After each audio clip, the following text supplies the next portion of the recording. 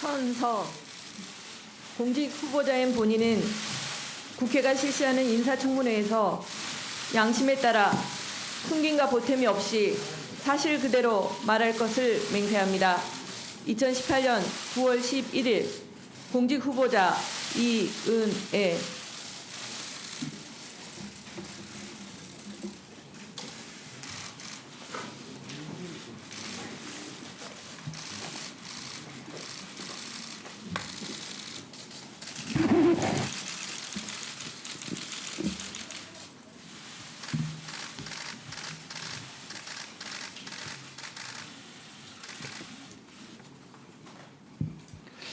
예.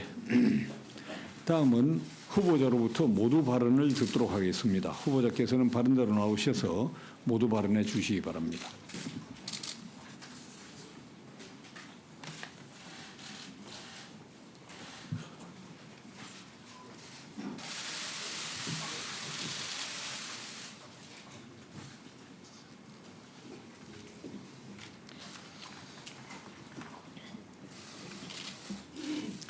존경하는 국회 법제사법위원회 여상규 위원장님과 위원님 여러분, 바쁘신 일정 가운데 오늘 저에 대한 인사청문회를 위해 귀중한 시간을 내어주신 위원장님과 위원님들께 감사의 말씀을 드립니다.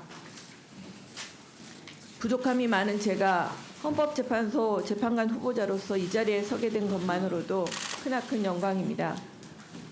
한편으로는 헌법재판소 재판관으로서 과연 그 막중한 책무의 무게를 잘 견딜 수 있을지 걱정과 두려움이 앞서기도 합니다. 오늘 이 자리는 제가 그 책무의 무게를 잘 감당할 수 있는 지혜와 용기가 있는지 국민의 대표이신 위원님들께 검증받는 자리인 만큼 먼저 저의 삶과 재판에 대한 생각을 솔직히 말씀드리고 위원님들의 진심 어린 충고와 가르침을 받고자 합니다.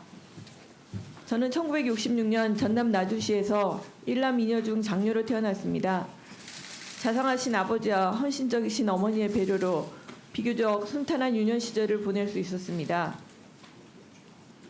초등학교 3학년 때 인근 도시인 광주광역시로 이사하여 초등학교와 중학교, 고등학교를 졸업하였고 1984년 서울에 있는 대학교에 입학하게 되어 그 이후 지방근무와 해외 연수 기간을 제외하고는 서울에서 생활하였습니다. 저는 학창시절부터 자신을 온전히 가족에 헌신하시는 어머니의 모습을 보면서 가정과 사회 곳곳에서 희생하는 여성들을 위로할 수 있는 길이 무엇인지 고민하게 되었습니다. 그러다가 한국가정법률상담소를 세우고 가족법 개정에 앞장서서 여성 권익 신장에 힘쓰신 구 이태영 박사님의 이야기를 듣고는 저 역시 여성들의 목소리를 전달하는 법조인이 되겠다는 다짐을 하게 되었습니다.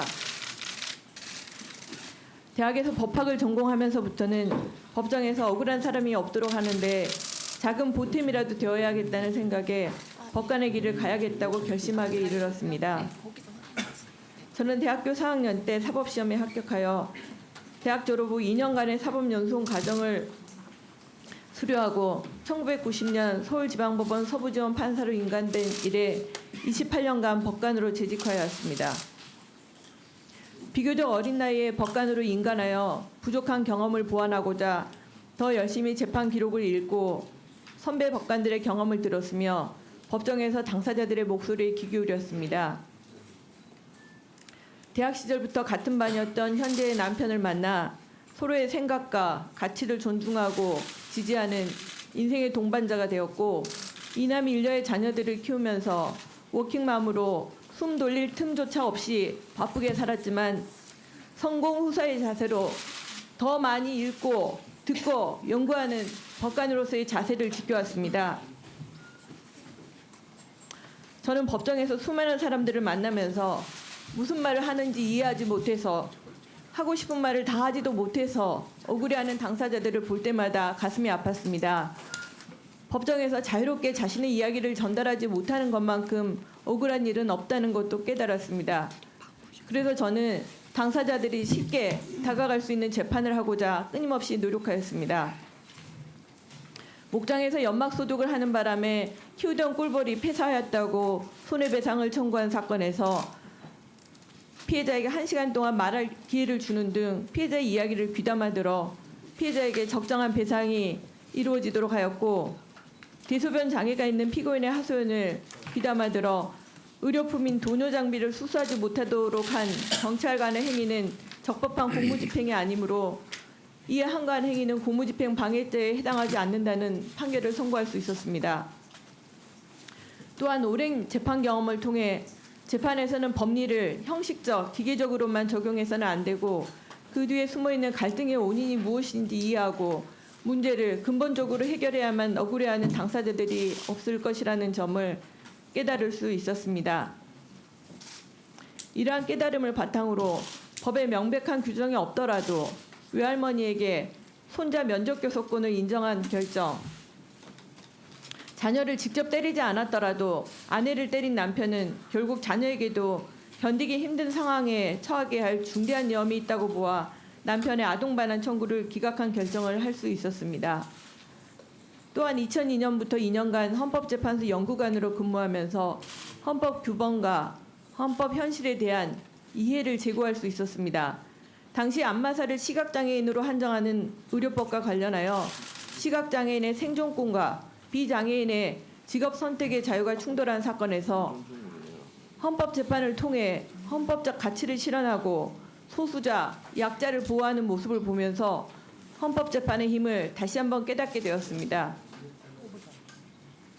헌법재판소 재판관 후보자로 지명되기 직전에는 서울가정법원 수석부장으로 일하면서 치매 등으로 의사 능력이 제한되거나 상실된 이들을 위한 성년 후견 제도 정착을 위해 후견센터를 개소하여 성년 후견 개시 및 감독 사건의 업무 절차를 마련하였고, 후견인 보수를 지급할 능력이 부족한 이들을 위한 국선 후견인 제도를 시범 실시하였습니다.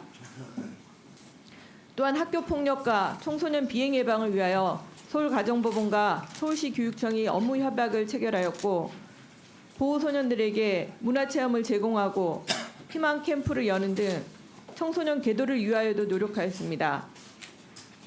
나아가 국내 거주 외국인을 위한 통역 지원과 전담 변호사 제도를 내실화하도록 노력하는 등 사회 각층의 약자들의 권리 보장에 노력하였습니다. 또한 대법원 양형위원회 제6기 양형위원으로서 양형 기준의 설정 및 수정 보완 작업을 통하여 형사재판에서 양형의 공정성과 합리성을 높이도록 노력하였습니다. 존경하는 여상규 위원장님과 위원님 여러분, 잘 아시다시피 헌법재판소는 기본권 보장에 있어 최후의 보루입니다. 적어도 이곳에서만큼은 억울한 사람이 없어야 합니다. 그러기 위해 헌법재판소는 항상 국민의 편에 서서 국가 권력의 남용을 견제해야 합니다. 소수자와 약자의 목소리에도 귀를 기울임으로써 헌법이 명시한 인간으로서의 존엄과 가치를 실현하는 지혜를 발휘해야 합니다. 헌법을 수호하겠다는 용기를 바탕으로 입헌민주주의와 법치주의를 지켜나가야 할 것입니다. 이러한 막중한 책무를 떠안은 헌법재판소 재판관의 소임이 저에게 주어진다면 지금까지 법관으로서 견지해온 자세를 계속 유지하여 헌법재판소에서 억울한 사람이 없도록 최선을 다하겠습니다.